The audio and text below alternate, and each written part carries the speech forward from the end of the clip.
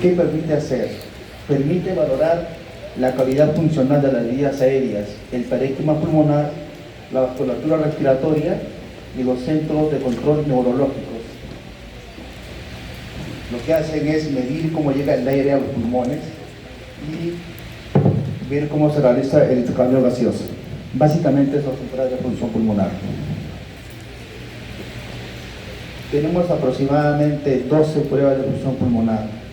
Creo que vamos a tocar el día de hoy lo que es la prueba de espirometría. Las demás se van a ver de forma muy somera. ¿Ya? ¿Por qué la espirometría? La espirometría porque es la prueba funcional que nos puede dar una imagen mucho más real y es de fácil acceso y de fácil uso. Es la que comúnmente se usa en las clínicas, en los hospitales. Perdón, disculpe. Ya, y nos permite valorar en pocos minutos la capacidad pulmonar de un paciente. La flujometría, bueno, esta parte más simple, se usa un flujómetro, con lo que están viendo. ¿Qué nos permite medir? La medición del pico flujo respiratorio, el peak flow. ¿Ya? ¿Qué nos permite hacer con esto? Nos permite ver la severidad de la enfermedad, monitorizar la respuesta a la terapia, ver cómo está la función durante la exacerbación, detecta el deterioro asintomático de la función pulmonar. Hay mucha gente que tiene un deterioro asintomático, incluye fatiga o disnea no perceptibles. Esto nos permite ubicarnos dentro del campo patológico, de fácil acceso, rápido y muy barato. Acá están viendo varios tipos de flujómetros, el que se usa en los hospitales o en las clínicas. Generalmente se usa en la consulta particular. En la clínica ya no se usa esto, salvo que el paciente sea un asmático crónico no controlado y se le indique para que use en casa. Ellos generalmente usan en 2 turnos, en las mañanas y en las tardes, durante un mes, y le permite el médico neumólogo monitorizar desde la casa la función pulmonar. La espirometría etimológicamente significa medida del aliento o la respiración.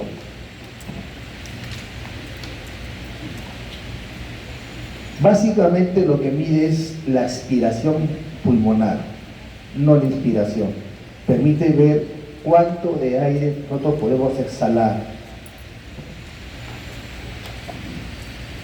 Como le decía, mide el volumen del aire que los pulmones pueden movilizar en una función de tiempo.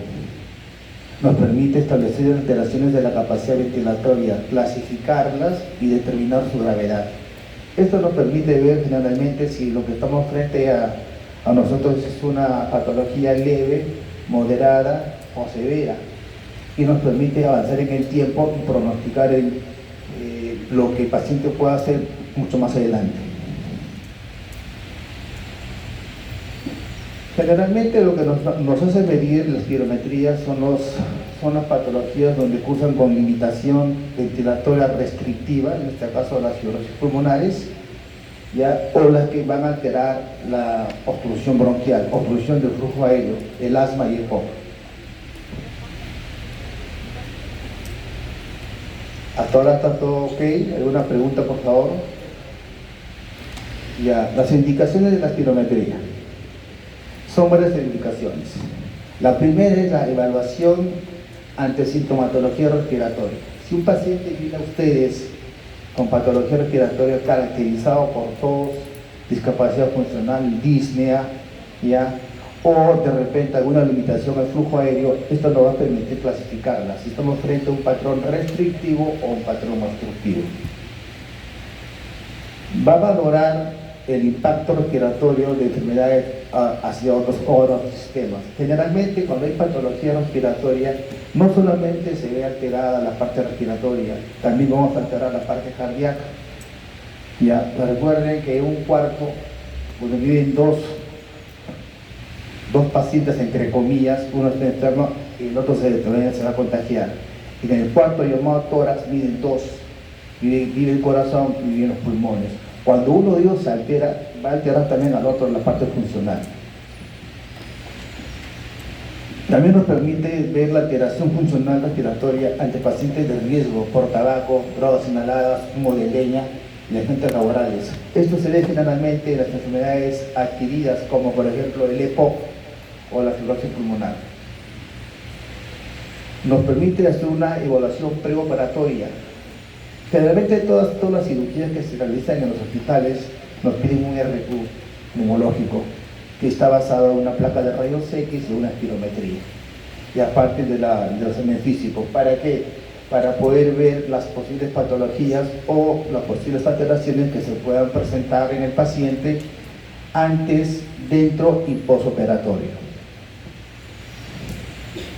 Nos permite valorar el trasplante pulmonar, qué tanto del pulmón que ha sido trasplantado al paciente está funcionando y qué porcentaje lo está haciendo, y ver en el tiempo si ese porcentaje está disminuyendo o se mantiene igual.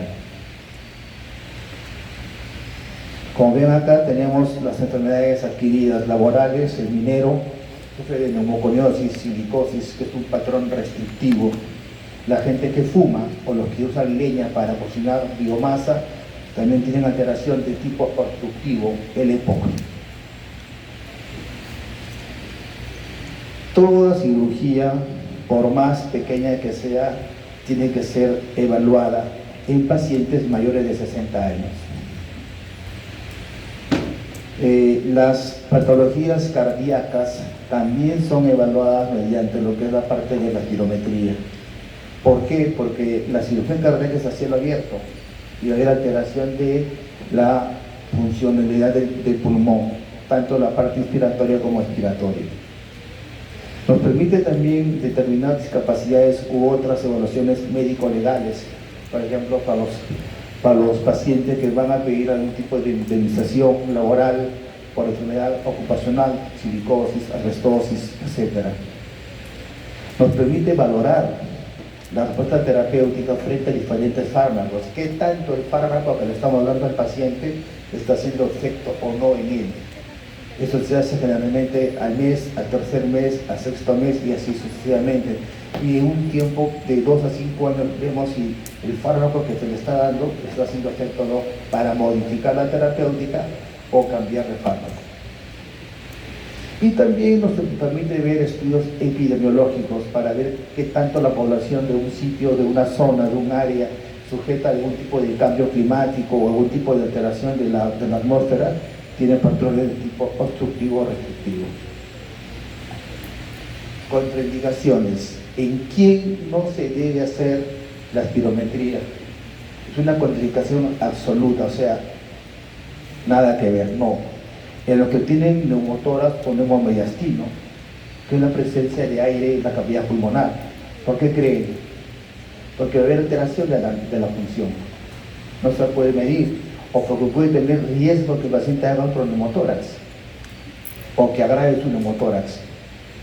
En los que tienen hemoptisis, que es el sangrado de parénquima pulmonar por alguna patología, por ejemplo tuberculosis, bronquiectasias, el paciente al tratar de hacer la aspiración prolongada puede sangrar de forma profusa, y eso es una contraindicación absoluta.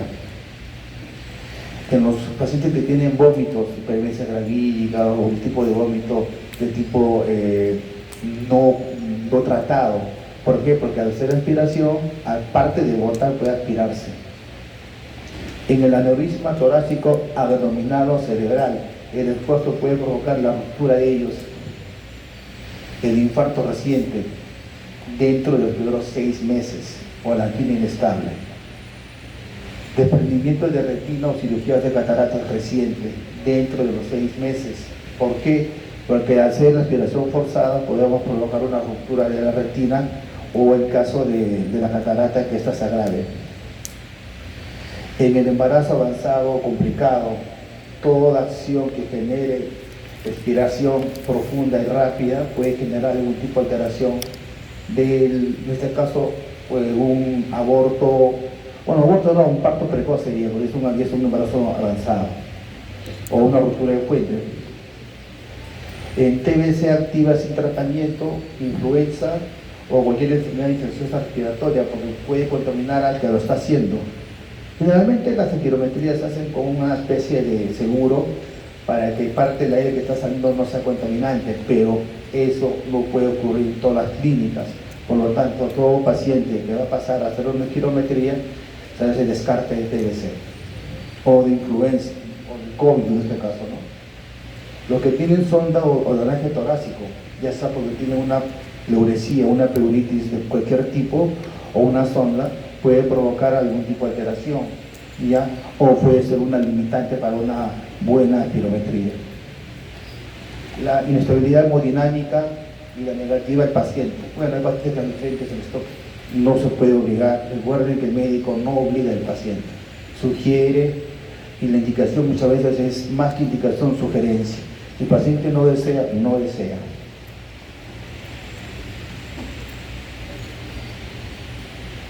Una placa para que vean un aneurisma de aorta, o en este caso un neumotórax total del pulmón derecho.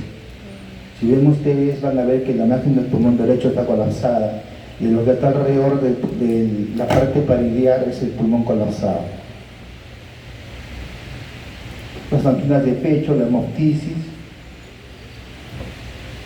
Las contraindicaciones relativas son aquellas donde uno puede valorar la posibilidad de hacerla o no hacerla. Ya si es muy urgente y muy importante realizarla, se puede hacer. ¿Cuáles son? La traqueostomía, la ausencia de piezas dentales, las hemiparesias faciales, las náuseas y fiebre y la falta de comprensión o colaboración. Se le puede hacer entender al paciente cómo se debe hacer para que pueda hacer una buena espirometría.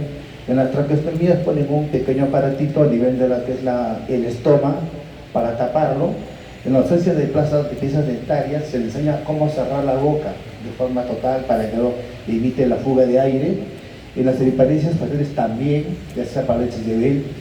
En las náuseas y fiebre se trata la náusea un día antes o se baja la fiebre horas antes, ¿no? Para poder hacerlas. Son relativas, no son contraindicaciones absolutas. Las recomendaciones. No es importante que el paciente esté en ayunas. Si va a ser realizar más tarde, puede tomar un alimento bastante frugal, que sea básicamente líquidos, ¿ya? No haber realizado ninguna actividad o ejercicio vigoroso, correr, no sé, gimnasio o otra cosa, al menos durante 30 minutos antes, porque va a ser otra limitante de la función pulmonar. No debe fumar al menos durante una hora previa. Debe suspender el tratamiento broncodilatador. Esta va a ser de acuerdo a qué tipo de broncodilatador está usando. Si está usando un broncodilatador de acción corta, 6 horas antes. Si es una de acción larga, se debe suspender 12 horas antes. Las complicaciones no son generalmente comunes, pero hay que tenerlas en cuenta, ¿no? Una de ellas es el acceso de tos, el broncoespasmo, el dolor torácico, el aumento de la presión intracraneal, el neumotórax y el síncope. De estas 6, quizás el más importante sería el neumotórax y el síncope, ¿no? El factor neumotórax, porque si uno hace una aspiración prolongada de un paciente que tiene como antecedente bulas subpleurales, puede hacer que una de estas bulas reviente y se produzca un neumotórax. Tipo de espirómetro. Tenemos los de desplazamiento de volumen sellados por agua, fuelles sellados por rodamiento y diafragma. Son los antiguos. Eso ya no se usan ya. Los de fuelles son también antiguos, tampoco se usan. Los sensibles al flujo son los que están últimamente siendo usados, tanto en clínicas como en hospitales. Tenemos el neumotacómetro y tenemos la turbina. Los otros dos no se usan, no al menos acá en el Perú. Este es el neumotacómetro, es uno completo, de fácil uso, ¿ya? Y tenemos el desfibrilador de turbina, que es más portátil, ese que se va en campañas, se lleva en el maletín para ir a casa o domicilio.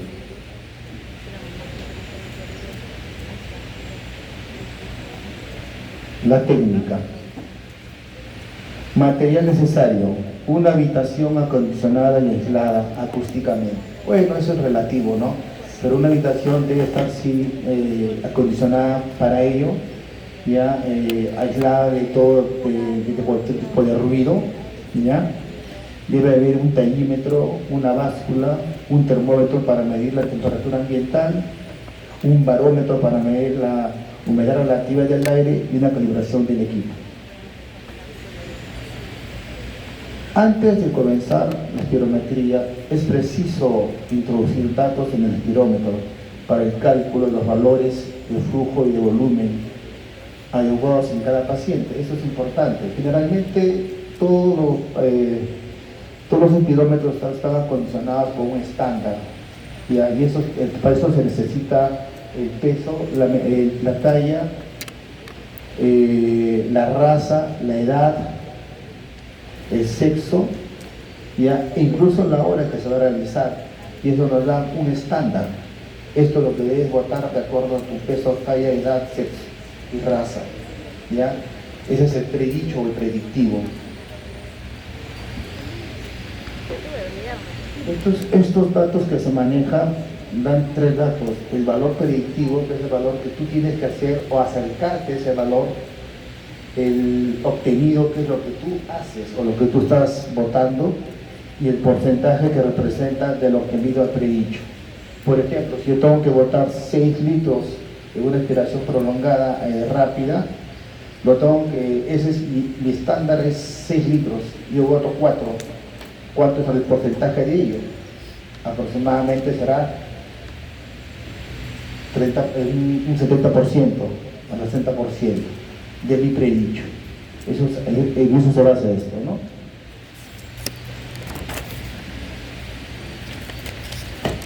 Hasta ahora hemos visto la parte de espirometría, las contraindicaciones, ¿ya? Y quiénes se debe utilizar, y estamos entrando a la parte de técnica. ¿Alguna pregunta hasta ahora?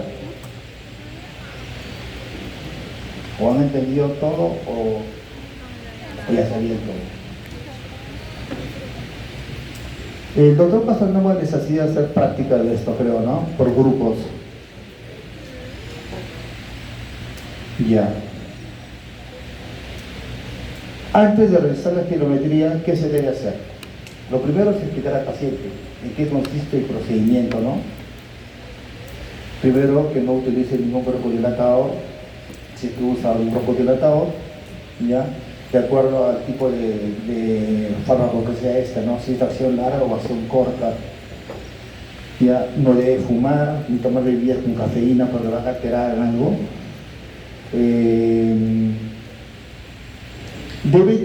Básicamente se le va a advertir al paciente la posición, cómo debe hacer si está sentado.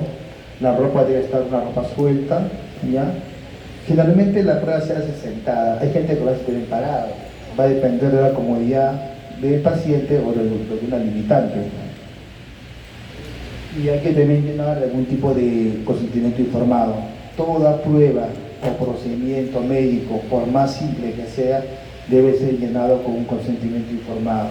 Se le debe decir al paciente qué es lo que se va a hacer y cuáles son las complicaciones que podrían tener. Recuerden que esto es importante porque si el paciente comete o tiene la suerte de tener alguna complicación dentro del procedimiento y no se firmó el consentimiento informado, puede haber problemas legales, tanto para el médico como para la clínica o hospital. Este es el protocolo de la espirometría, ¿no? ¿Qué es lo que se debe dar al paciente? ¿Cuáles son los criterios de exclusión, de inclusión, lo que hay que llenar? Básicamente para el médico. Ahí está un paciente sentado con el espirómetro turbina, ¿sí? Están viendo ahí, y el médico, el personal de salud, le está indicando cómo debe agarrar y cómo debe realizarse. Se acostumbra muchas veces a poner en la parte de las fosas nasales pinzas. En algunos casos se evita eso por incomodidad del paciente. ¿Ya? La técnica debe ser, el paciente debe estar sentado con la cabeza ligeramente levantada, mirando de frente o un poquito hacia arriba. Debe inhalar rápidamente y de manera completa. Esa es la parte inspiratoria. ¿Ya? Debe colocar la boquilla en posición correcta. De la boquilla, más o menos un tercio de la boquilla debe entrar en la boca por detrás de la dentadura. no se debe morder para nada la boquilla y se debe cerrar herméticamente los labios alrededor de la boquilla. El paciente inmediatamente después de la inspiración profunda y rápida va a tener que exhalar con el máximo de esfuerzo. Mantener esa exhalación hasta que se determine o se vea el tiempo mínimo, que son 6 segundos. Como les decía, consiste en una maniobra inspiratoria máxima seguida de una rápida y completa expiración en el menor tiempo posible.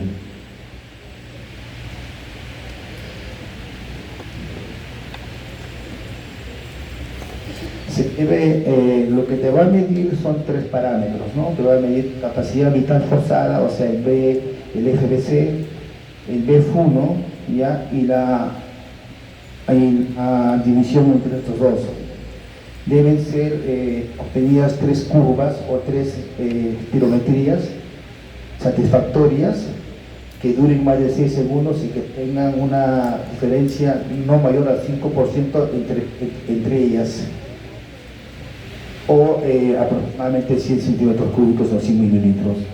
El máximo de espirometrías o curvas por hacer es de 8 a 9. ¿Por qué?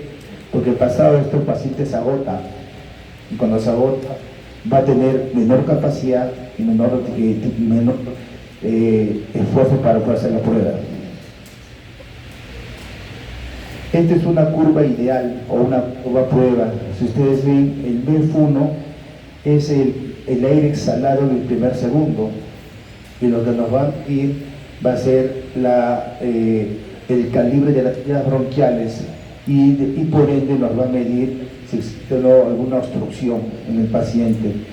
El F575, que es la parte de la curva que está bajando, nos va a medir las vías aéreas pequeñas donde el paciente va a manifestar la disnea o los sibilantes.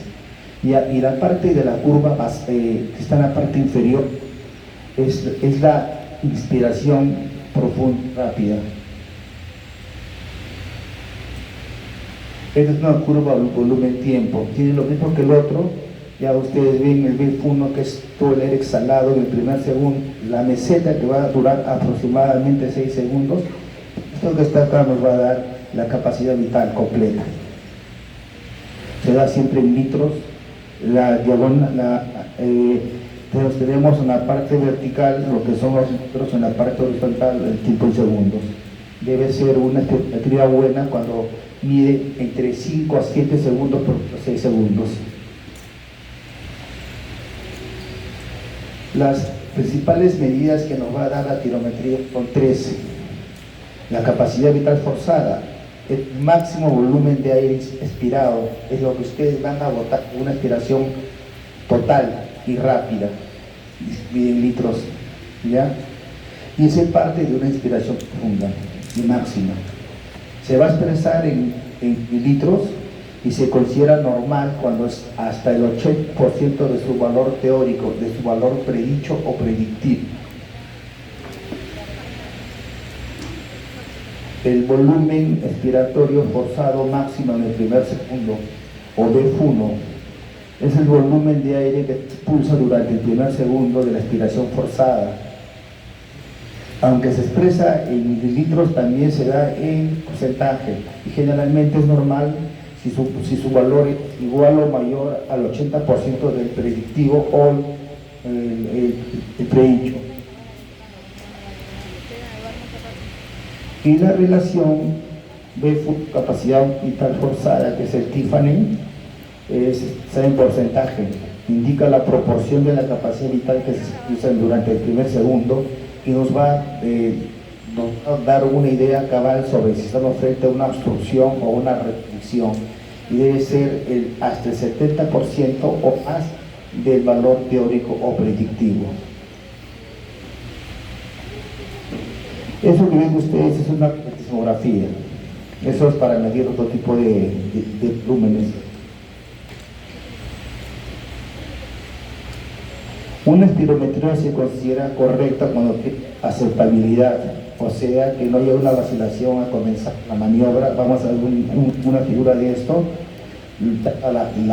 la señal, que se inicie de manera rápida, que no haya tos, especialmente durante la segunda parte de la maniobra, que no termine repentinamente la aspiración, o sea, que no se corte, y se recomienda un mínimo de 6 segundos de aspiración. Si tiene estas 5 cosas o 5 valores, nos va a dar una espirometría correcta con una buena aceptabilidad. La aceptabilidad se mide por letras A, B, C y D. La A y B se considera que son buenas. La C y la D se recomienda repetir nuevamente la prueba. ¿Qué alteraciones nos puede dar una espirometría no correcta o incorrecta? El cierre glótico, ya sea por reflejo o no, lo que va a hacer ver una caída abrupta en la curva de la capacidad vital forzada, en vez de que siga una línea vertical ondulada hacia abajo, caída libre o caída directa. Ya, o nos va a dar una meseta en volumen tiempo cortado también y menor a 6 segundos. En ese caso hay que repetir la espirometría.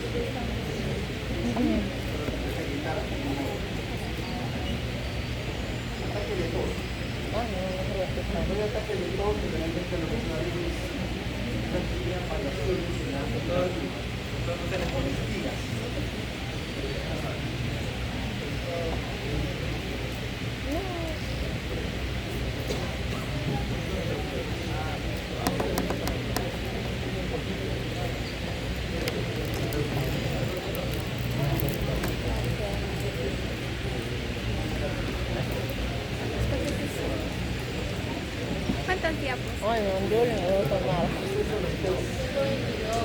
¿Escuchas? ¿En qué está? En mandíbula. Gracias.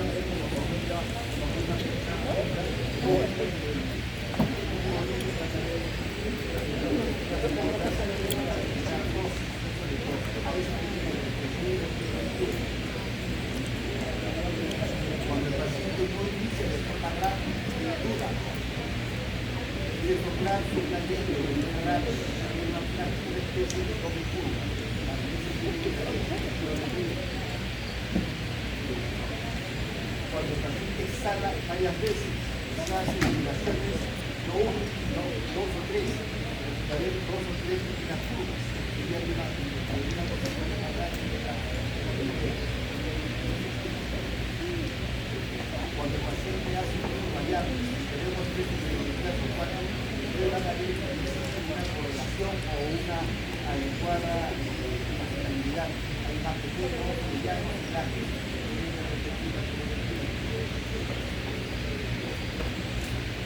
Cuando el paciente pone algún tipo de objeto en la boquilla, ya sea la lengua o mueve la boquilla, la distribución en la que junto a ella ya es la curva de equilibrio. Y se realiza la espirometría cuando tenemos 3 pruebas que están repetidas con buena sensibilidad. Y no significa que haya una variación mayor al 5% o el campo de volumen mayor al 5%.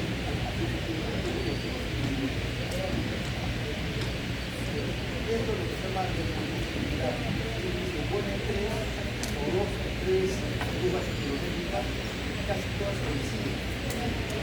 Una sistema de porque esto se utiliza en capacidad de control. Patrones anormales, ¿sí? El patrón constructivo. El patrón constructivo generalmente se debe de pagar no tanto el paréntesis, sino de la guía salida. Hay una disminución flujo o de la salida del aire, lo que pasa es que da voltaje mayor tiempo que el esperado. Eso nos va a dar un tiempo corto o cortado. Ya sea por una bronquitis crónica, un tiempo de enfisema o algo más. Dice que en estos asma botan mayor tiempo el aire expirado. un cambio al salir del aire, una respiración más prolongada, más alargada. Y hay más tiempo que va a tardar en alcanzar la tercera curva, ¿ya? Y se mide, ahorita van a ver una figura, una curva con pelo de la novia. ¿Cómo vamos a determinar una medida? La capacidad vital forzada va a estar normal o ligeramente aportada. Lo que se va a alterar va a ser y por ende, con la relación entre el punto, capacidad vital forzada, se explica todo. Tienen que votar en el primer segundo el 80% de media salada. Yo tengo que votar en el litro, que son 5 litros, ¿ya? No voto esa cantidad, yo debo votar en el primer segundo aproximadamente 4 litros. Aproximadamente. Si no voto esa cantidad en el primer segundo, tardo en votar más. Más de eso, va a traducir como una función de la vida de Dios. Vamos a encontrar el dueño distribuido y la carta de tiempo distribuido. Ahí está. La curva azul nos está indicando una dinámica normal. Y la curva rojo nos está indicando una función. Obviamente, discretamente está bajo lo que es la capacidad vital, pero va a haber un órgano. Entonces, una curvatura hasta ahí. Y eso significa la curva normal hasta la parte superior izquierda. Cuando hay una caída de tiempo, vamos a ver cómo se hace cómo se logra la curvatura hacia una concavidad. Y eso se ve claramente en el ciclo de la curva para ver que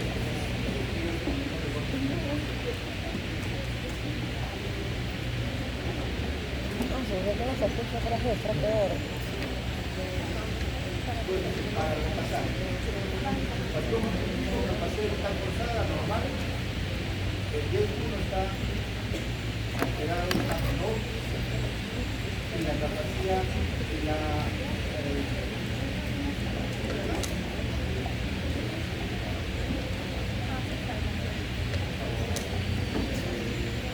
vamos a repetir todo.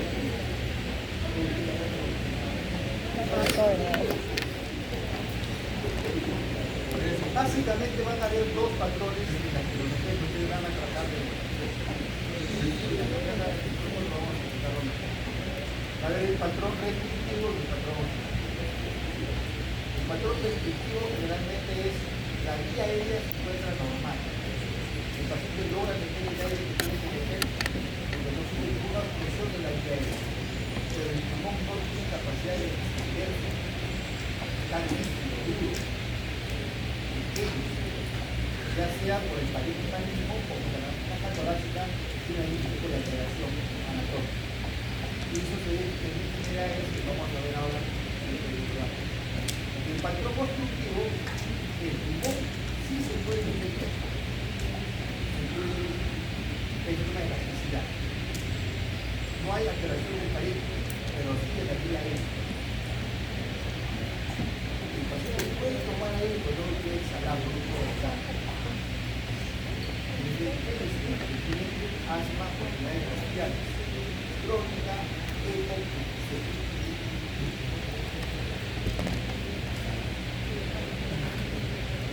¿Qué sale de la estadísticamente cuánto de la a nivel de clima tiene enfermedades?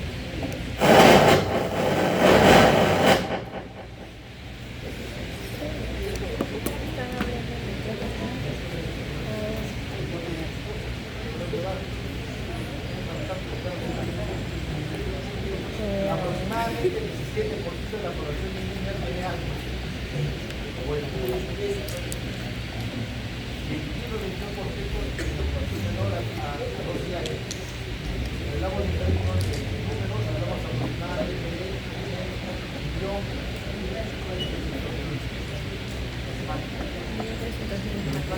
La mitad está diagnosticado por y eso es por eso solamente las personas para que economía son actividades regular o poco regular. Así como los cardiólogos,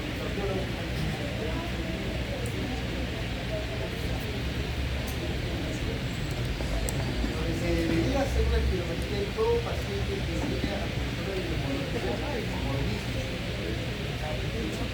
falta de aire o tos crónica, siempre y cuando se descarte que no tenga una enfermedad o viral. Pero lamentablemente no todos los enfermedades o enfermedades y aparte de su importe. Pero los cardiólogos no son más chicos, ellos hacen las cosas, no hacen la fe. Son personas más bonitos. Ustedes no tienen problema, el café. Ahí lo van a ver.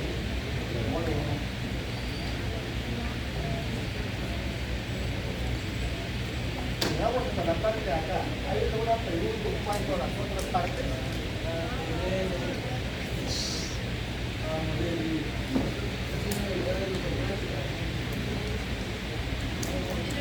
¿Han entendido hasta acá lo que se ha tratado de explicar?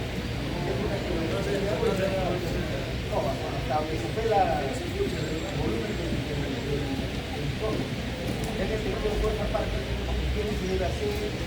¿Cuánto se debe hacer? ¿Cómo está contraindicada la espirometría? Si necesita contraindicación absoluta o relativa. Tengo un paciente que tiene una enfermedad pulmonar crónica que puede hacer hemoglobinizar. ¿Qué es lo que es la hemoglobinizar? Imagino, ¿no? Es la función de sangre de las vías aéreas pulmonares por lesión pulmonar, para estimar en este caso. ¿Se puede realizar eso? No. ¿Por qué? Se puede provocar otro hemoglobinizar. ¿Cuál es la capacidad pulmonar? ¿Cuál es la capacidad total de un pulmón? Hablando de la parte bronquial. ¿Cuánto puede contener de líquido las vías aéreas de un pulmón? ¿Sabes? A ver, es la capacidad de calcular. Ah, eso te lo puedo. Así es. O sea, con medio vaso de una hoja. Si más de la mitad de la cuarta por hemorragia no puede por la hemorragia masiva, puede por la zona de sangre.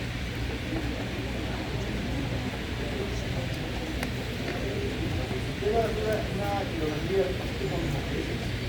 No se lo recomiendo por una zona. Puede sangrar nuevamente y puede hacer alguna cosa importante. Y además no se debe hacer kilometría absoluta. Los cardíacos, los que han tenido problemas de Infarto. inestable o infarto cardíaco reciente, puede provocar un infarto o provocar un infarto cardíaco.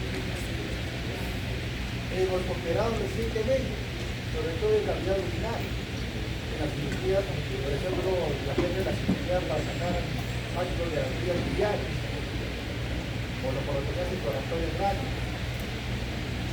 ¿Por qué? Porque hay dolor a la zona previa.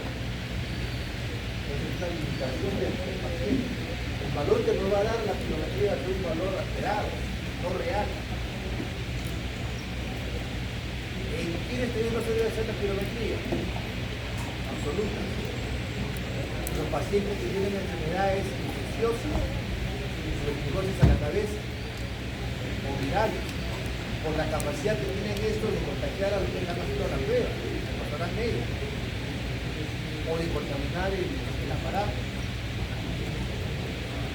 ¿Quiénes más?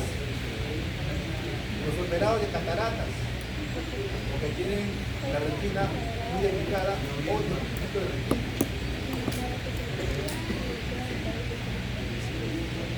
¿Quiénes más? Las aneurismas, por la posibilidad que se los pueda romper, ya sea cardíaca, ya sea torácica, abdominal o cerebral. Como una dilatación de la arteria. anormal del vaso sanguíneo, donde la pared vascular va a perder sensibilidad. Cualquier esfuerzo que haga el paciente puede ocasionar una ruptura espontánea de esta arteria, provocar una hemorragia, vía cerebral, fatal, pura fracturas son fatales, torácica, cardíaca o cerebral son fatales. Entonces actúa rápido.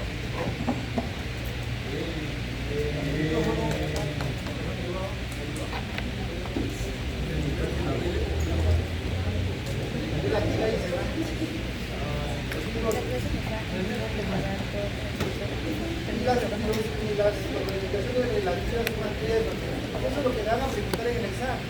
Ya una idea.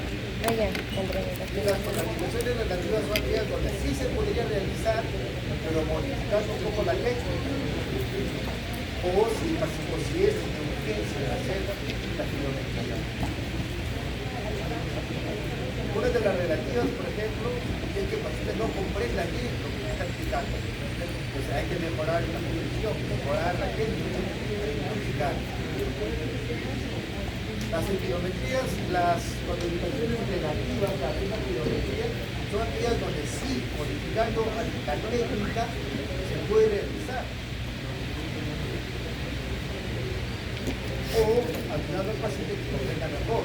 Por ejemplo, alteraciones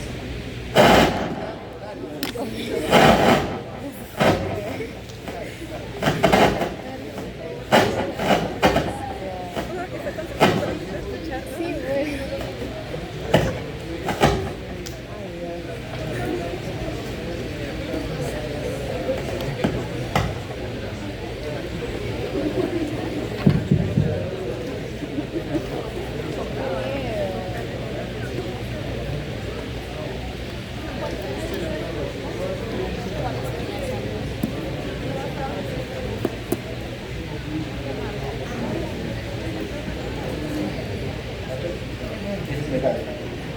Bueno, hablamos, ahora sí, no, gracias. Ustedes que son de la U. Ya, hablamos sobre las contraindicaciones relativas, ya. Generalmente el examen va a venir que es una espirometría, quién se debe usar, cuáles son las contraindicaciones y los tipos de curva que se tienen que ver. Fácil. Ya.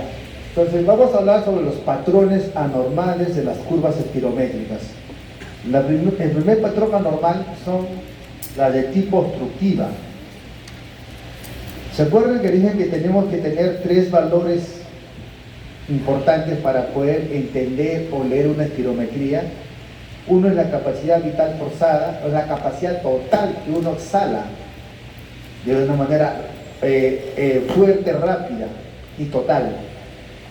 El BF1, que es el volumen pulmonar expulsado en el primer segundo, que nos va a medir, ¿qué cosa? Nos va a medir el calibre de las vías aéreas, que están o no cerradas. Y el Tiffany o el valor de la división del BF1 entre capacidad vital forzada, que debe ser siempre un valor mayor o igual a 70% del predictivo o del predicho. El predicho viene a ser el valor que te está dando ciertos datos sobre talla, raza, edad, sexo, peso, ¿ya? Y eso te da un estándar a nivel mundial. Eso ya está estandarizado ya. ¿Cuánto tú debes votar de acuerdo a esos parámetros? Ese es el predicho, el valor predictivo.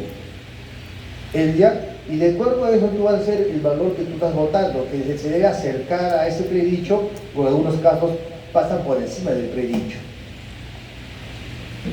El patrón constructivo son patrones generalmente de patologías bronquiales, donde el pulmón no pierde su elasticidad por ningún motivo, pero el aire no llega a salir totalmente. El patrón obstructivo te da el famoso pecho en tonel o pecho de toro, que se ven asmáticos con enfermedades bronquiales como el EPOC, enfermedad pulmonar obstructiva crónica. Recuerden que de las 6 patologías mortales que existen a nivel mundial, 4 son de los neumólogos. Las neumonías, la tuberculosis, el EPO, ¿cuál es el cuarto? Y cáncer pulmonar. Y 3 son otras están los infartos. Bueno, es para que vean lo importante que es manejar esto. En el patrón obstructivo, como les decía hace un rato, existe un obstáculo a la salida o expulsión del aire inspirado. Ya, este aire inspirado no va a salir de una situación normal, total, no va a salir, se va a ver alargada o aumentada en tiempo. Es como tratar de botar el aire que tú tienes dentro del pecho por una manguera dentro de una cañita. Hágase cuenta de eso. La manguera botas el aire más rápidamente, en la cañita vas a tardar más tiempo, porque existe una obstrucción al flujo aéreo. ¿Qué vamos a encontrar? Como les decía, la capacidad vital forzada va a estar igual o discretamente abajo, porque el problema no es que el pulmón no puede mantener aire, el problema es que el pulmón no la puede botar totalmente en el tiempo establecido, lo bota en mayor tiempo. Pues vamos a tener un BF1 disminuido. ¿Por qué? Porque en vez de botar el aire en el primer segundo, lo vamos a hacer en el segundo o en el tercer. Y una disminución también de la relación entre capacidad vital forzada y BF1. Si yo tengo alterado el BF1, voy a alterar también esa sensación. ¿Cómo va a estar esta? Disminuida. ¿Cuándo se considera disminuida? El BF1 cuando es menor al 80% del predicho. Y el Tiffany o la división entre capacidad vital forzada y BF1 menor al 70%.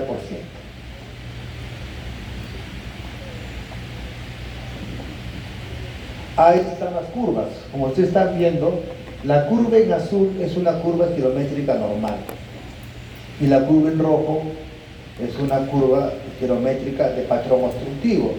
Recuerden la concavidad hacia adentro, el famoso pelo de la novia.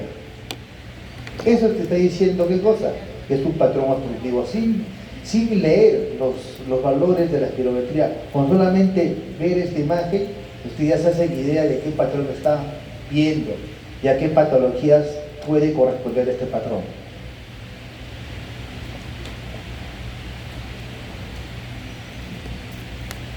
Es lo mismo que dije hace un rato, ¿no? Ven ustedes cómo cae la curva hacia adentro y no mantiene la imagen de la parte superior izquierda.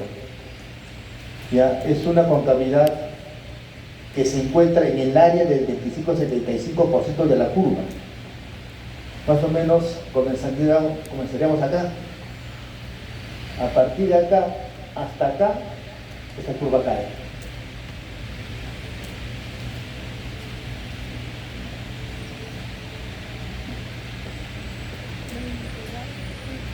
Los parámetros. Capacidad vital forzada en el obstructivo está normal o discretamente disminuido, nunca mayor a 80%, menor a 80%. ¿Ya? Y el BF1 y el Tiffany se encuentran también disminuidos. Siempre van a estar disminuidos menor a 80% del BF1 y menor a 70% del predicho del Tiffany o la división entre capacidad vital forzada y BF1. Y lo que ustedes ven abajo, el PEF, es el flujo expiratorio forzado dentro del rango del 25-75% de la curva, que también está disminuida por ende, lo que está correspondido dentro del BF1. Grados de alteración. Si el BF1 está alterado entre 60 al 80% en ese margen de porcentaje, es una obstrucción leve o ligera. Entre el 40 y 60% es una obstrucción moderada. Y menor del 40% estamos hablando de una obstrucción severa. Generalmente en enfermedades obstructivas crónicas como el asma, vamos a ver esta obstrucción severa en un paciente no asmático crónico, no controlado, sino un ataque de asma aguda. El paciente no puede ni caminar siquiera, se agita. Y en el ECOG también igual. Ya, una discapacidad menor al 40% de la spirometría, ya no se está hablando de una discapacidad total. El paciente solamente está sentado, echado, y muchas veces va a necesitar oxígeno.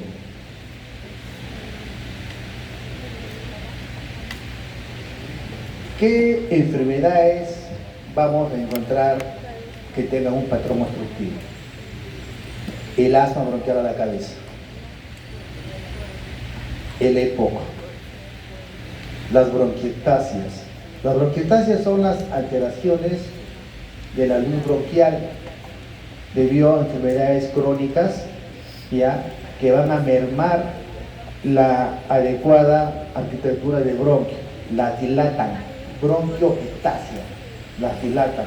Este bronquio va a perder capacidad y funcionabilidad y puede ser infectado de forma crónica por bacterias u hongos, y se ve generalmente en enfermedades como la tuberculosis.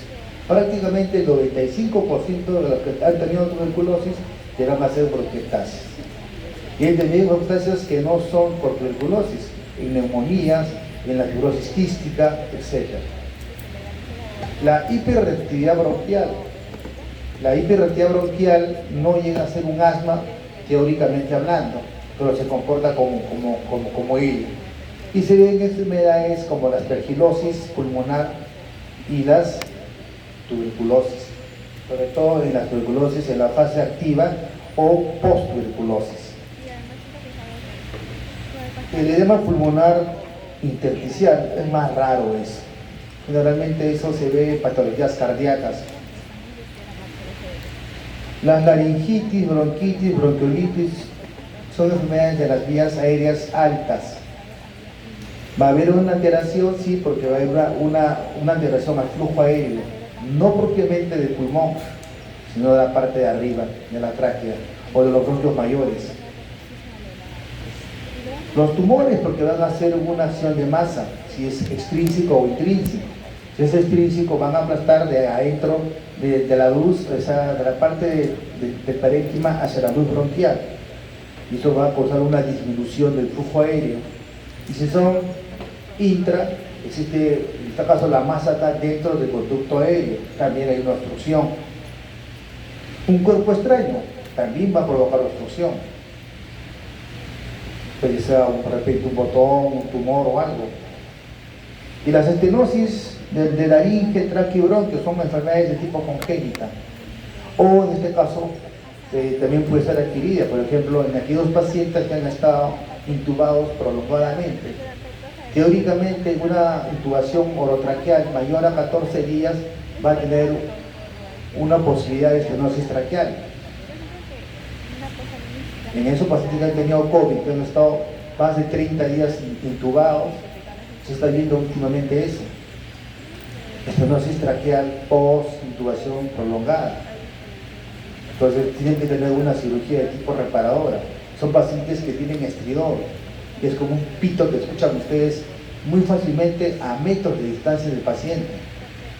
Cuando el paciente respira, esa aspiración es como un pito agudo. Y en casos extremos el paciente no puede respirar. Y ahí no actúan los broncodilatadores, porque el problema no es a nivel bronquial, es a nivel traqueal.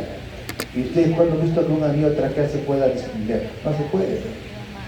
Tienen que removerlo eso, poner una prótesis.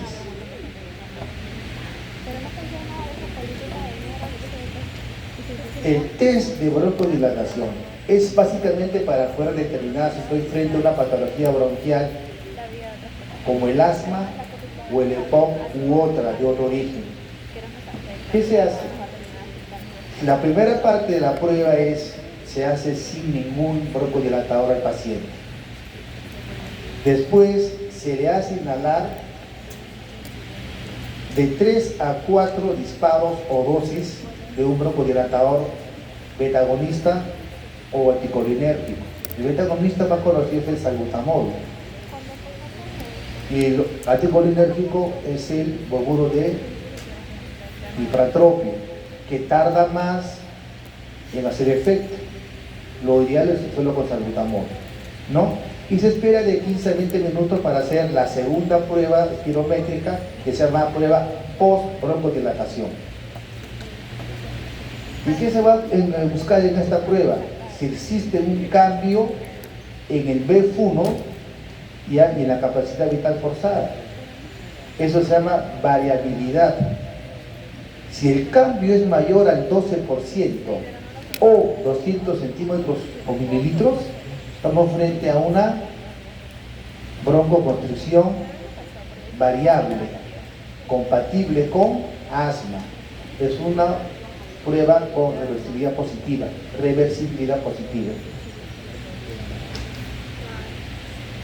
Esta es una aerocámara, debe tener una medida aproximadamente de 18 a 20 centímetros para poder hacer que las partículas del salbutamol o del bromuro sean dispersadas y puedan ser absorbidas.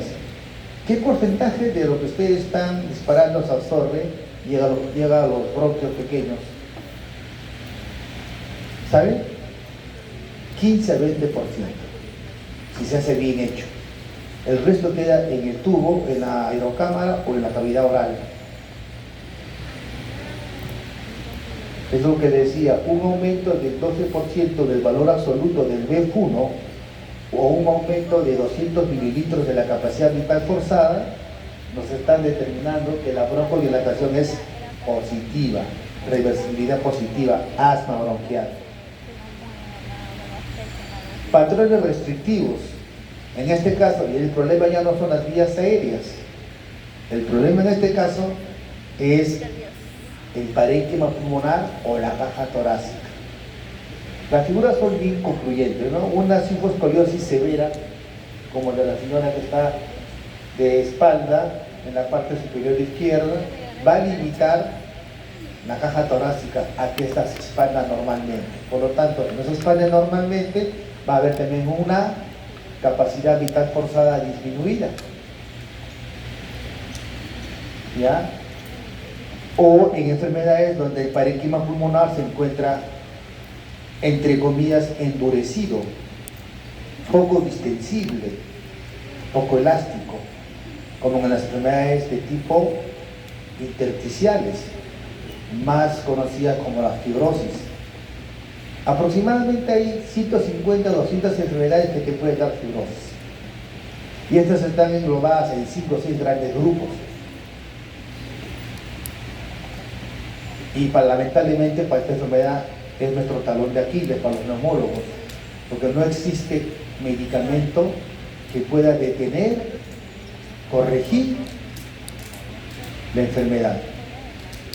Solamente logran enlentecer o mejorar la calidad de vida. Supuestamente del diagnóstico a la muerte son 6 años, 6 a 8 años, dependiendo de qué tipo de fibrosis sea.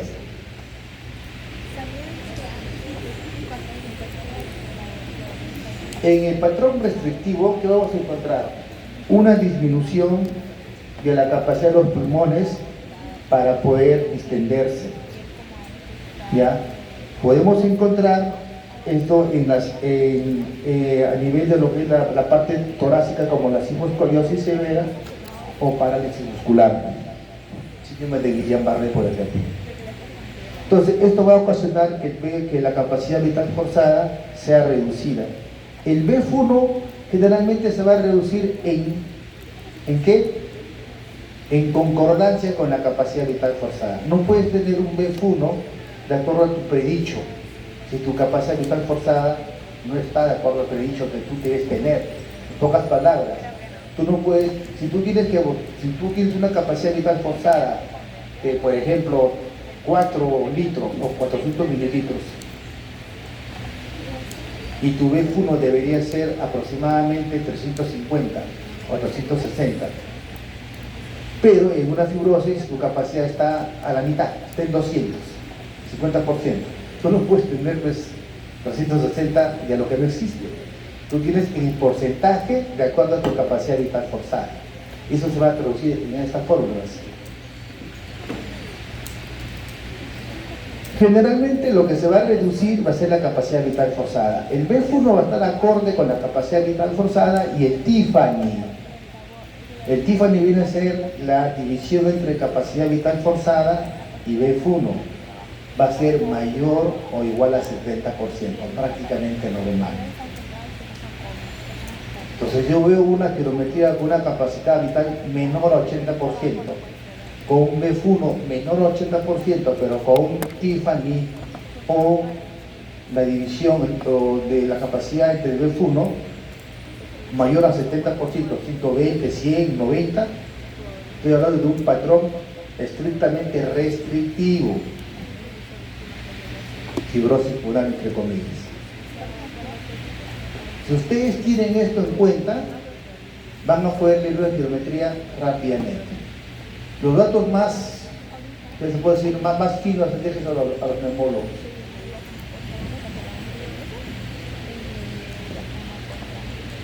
Patrones anormales restrictivos. La imagen de la espirometría o de la curva espirométrica va a ser prácticamente igual a una espirometría normal, pero en pequeño. Ahora les explico. Ahí está. Si ustedes ven la imagen con la curva azul, es una curva espirométrica normal. La imagen con la curva roja es un patrón restrictivo. Si ustedes ven, tienen la misma forma. Es igualito, pero en menor capacidad. Nada más.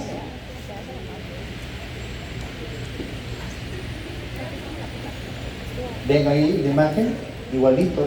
Entonces, en cuanto a la curva volumen-tiempo, cuánto el azul es normal, el rojo es restrictivo. Tienen el mismo patrón de imagen en menor grado. Miren cómo está el tiempo. Está acorde con el azul. Porque acá el problema no es flujo aéreo. Acá no es el BEF1 que está alterado. El paciente lo está haciendo en 6 a 8 segundos. Pero en menor cantidad.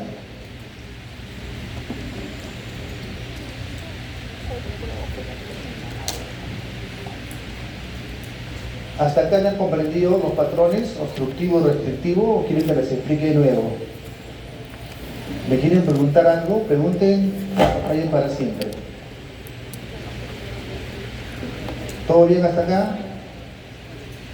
¿Ya? Acá tenemos ejemplo de trastornos ventilatorios restrictivos. Trastornos de la pared torácica. Cuando aumenta la rigidez de esta, se vuelve dura la pared. El paciente no es capaz de meter aire y poder ensanchar el tórax. ¿Ya? ¿Y esto en quiénes se ven? En las enfermedades del tórax, la hiposcoliosis o cuando existe una disminución del tórax por una toracoplastía. En esas mujeres al estilo Thalía que le gustaba tener una cinturita pero de avispa, ¿qué hacían? Se sacaban costillas. La toracoplastía es una exéresis de costilla. Se saca un par de cada lado y eso va a cambiar la forma y la capacidad del tórax y por ende va a quedar, ¿qué va a quedar? El volumen pulmonar, pero lo va a quedar, ya no va a ser como antes, un tórax ancho.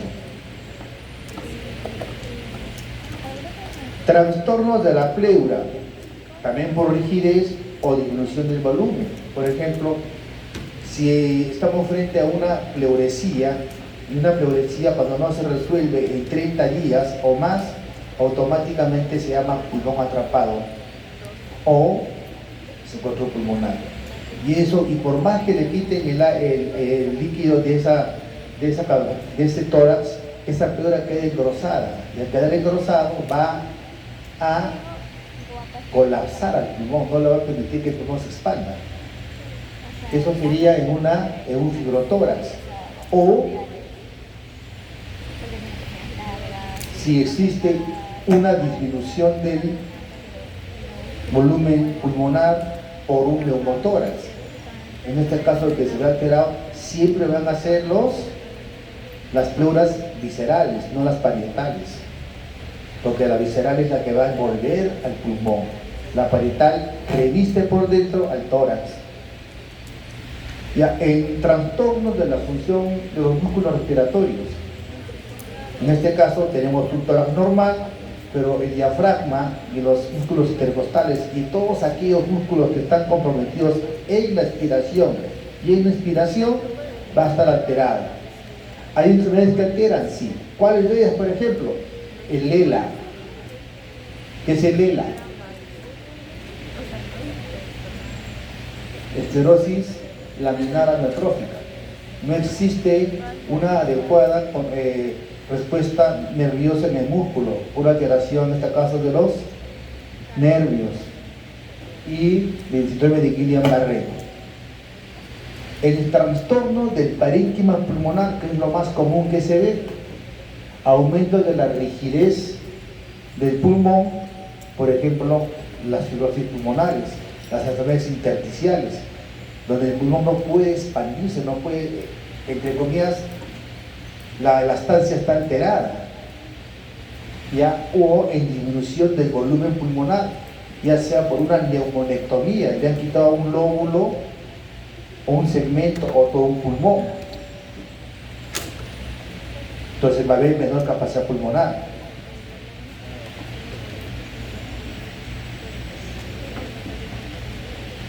Acá estamos viendo una imagen de una EPID, enfermedad pulmonar intersticial difusa, nuestro talón de Aquiles. Ya van a ver como en una placa simple del tórax, una posterior anterior, se ve una especie de borramiento de la silueta pulmonar a nivel basal hacia arriba. Y en la tomografía lo que se va a ver es aumento de la trama iliar o de la trama, en este caso intersticial, ya, con algunas zonas con quistes que se llama panalización. Este es un patrón o idiopática, dicen algunos. El patrón mixto vamos a tener tanto obstructivo como restrictivo. Vamos a ver la figura en pequeño y con el velo de la novia. Entonces, ¿qué vamos a encontrar ahí? Todo disminuido. En el patrón mixto todo está disminuido. En el obstructivo, BF1 y la división entre el Tiffany. En la capacidad vital forzada está normal. En el restrictivo, la capacidad vital forzada está disminuida. El BF1 está disminuido y el Tiffany está normal. Acá todo está disminuido. Esto no es ni para que ustedes se pierdan. Ahí está, miren. Tiene la imagen de un patrón obstructivo, pero en pequeño. Comparte tanto de obstrucción como de restricción en la parte roja, el velo de la novia.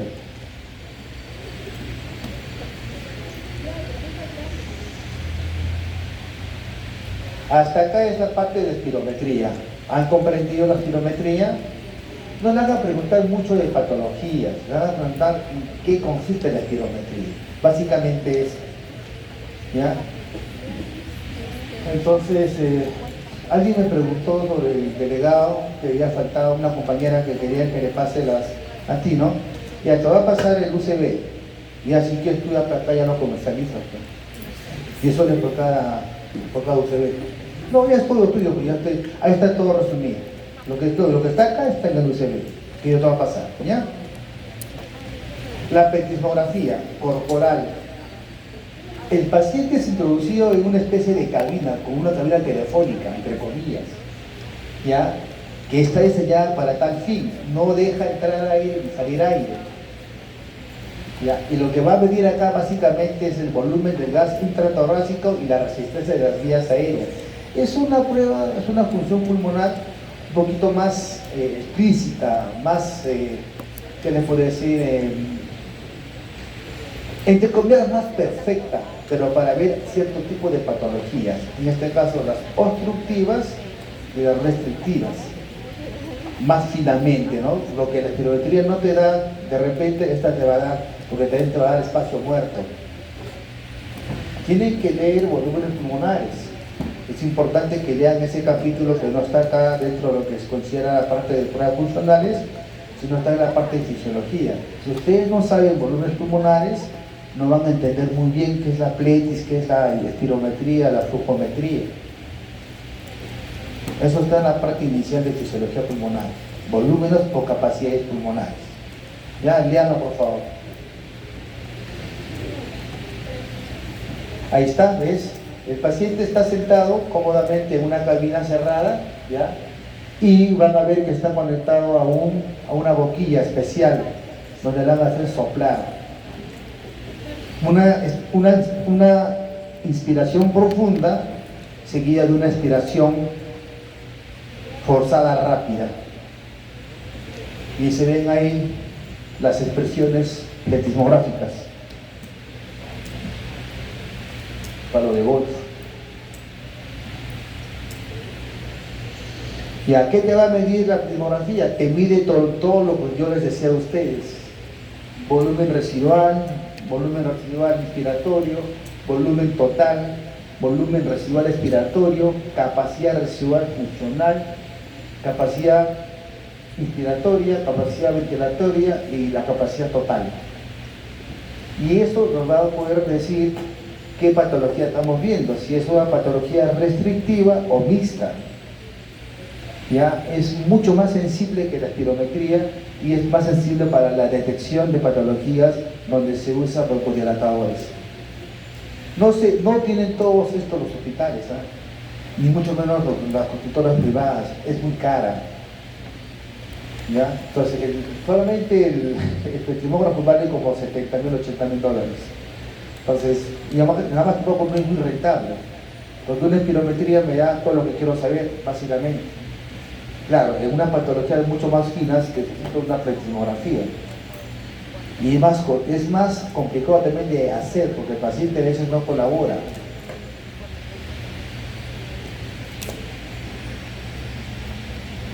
Resultados que nos pueden dar anormales. Siempre vamos a tener dos resultados anormales. Cuando tenemos la capacidad pulmonar total menor al 80% o disminuido. Y eso se ve en las patologías restrictivas. ¿Ya? Como los procesos que ocupan espacio, como el edema, la fibrosis pulmonar, atelectasias, perfusión pleural y los efectos restrictivos de la caja torácica. Y vamos a ver también en lo contrario, ¿no? Cuando existe una capacidad pulmonar total mayor a 120, o sea, se pasa de 80 a 100, por encima de 120 para arriba. Y eso aquí vemos en lo que retiren aire, patrón, volumen muerto o residual. ¿Ya? Eso lo van a entender en el asma, en el enfisema, en la bronquiolitis, en patologías donde básicamente es obstructivo. Recuerden que el tórax de un obstructivo es tórax entonel, un hiperinsuflado. No puede eliminar todo el aire que está inspirando. ¿Ya? Y esta capacidad se va a ver reflejada en la pletismografía.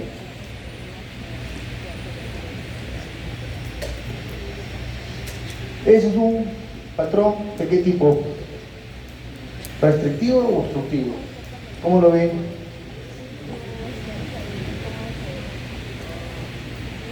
¿Cómo ven el tórax en una placa de rayos X? Si fuese un patrón obstructivo por atrapamiento aéreo, ¿cómo tendrían las costillas? Horizontalizadas.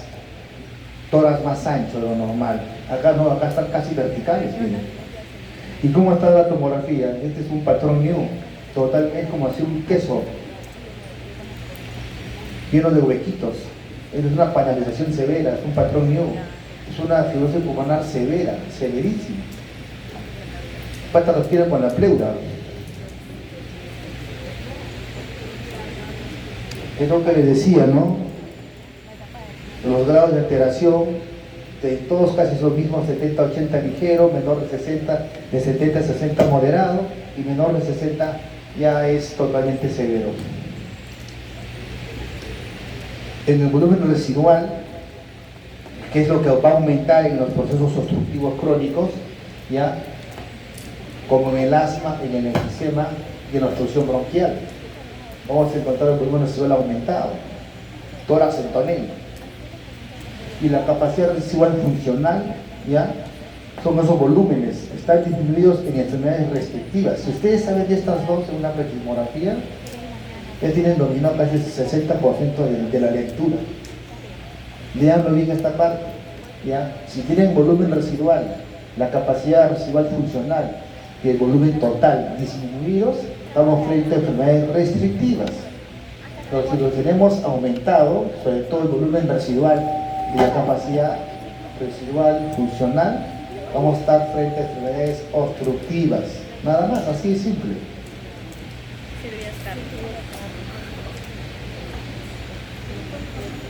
DELCO. ¿Qué es el DELCO? Que es la capacidad de difusión del monóxido de carbono.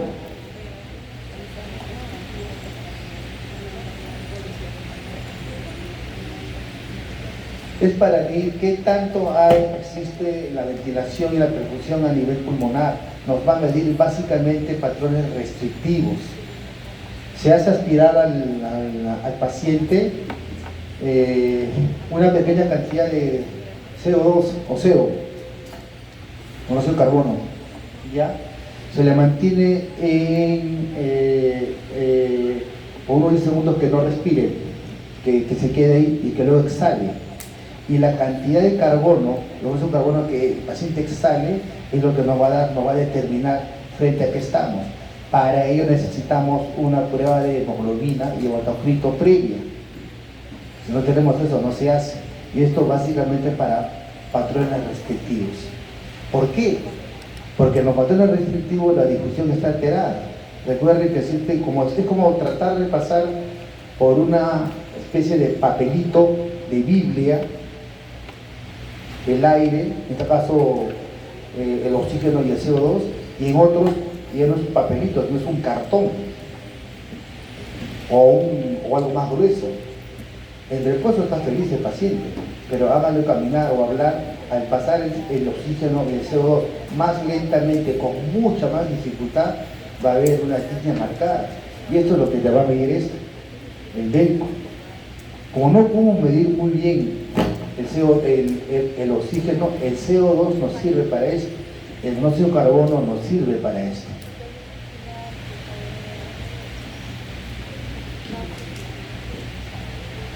Acá está la prueba, un DELCO, ¿ya? El CO que falta generalmente ha difundido a través de la membrana alveolo capilar y se unido a la hemoglobina. Ya. Entonces, cuando tú botas un CO2 o un monóxido de carbono alterado, en poca cantidad, ya vamos a poder determinar si estamos frente a un patrón restrictivo o obstructivo. Generalmente tiene que pasar todo del alveolo al capilar. Lo que queda en el alveolo y lo que tú vas a exhalar y lo que tú vas a medir. Entonces, si tenemos un CO2 o un monóxido de carbono alto, gran cantidad, es porque no ha pasado todo el aire. Hay algún tipo de obstrucción a nivel de la, ¿cómo se llama eso? Perfusión, ventilación, del pasaje de oxígeno por el capilar, del alveolo al capilar. Recuerden, yo estoy tratando de meter el CO que he tomado hacia el capilar, y lo que voy a botar es lo que no he tomado. Cuando es mayor al 10% estamos viendo una patología. Difusión. Como el oxígeno es menor que el CO2 para difundir, es por eso que se toma monóxido de carbono como un gas vial. 24 veces mayor capacidad de difusión tiene, o de solubilidad tiene el CO2 que el oxígeno, o 20 veces más rápida.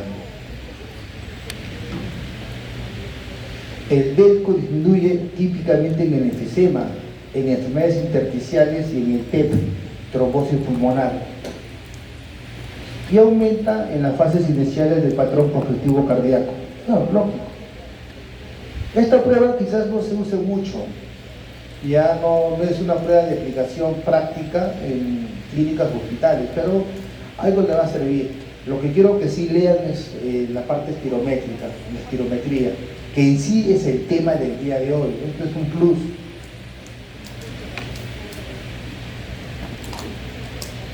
Hasta acá es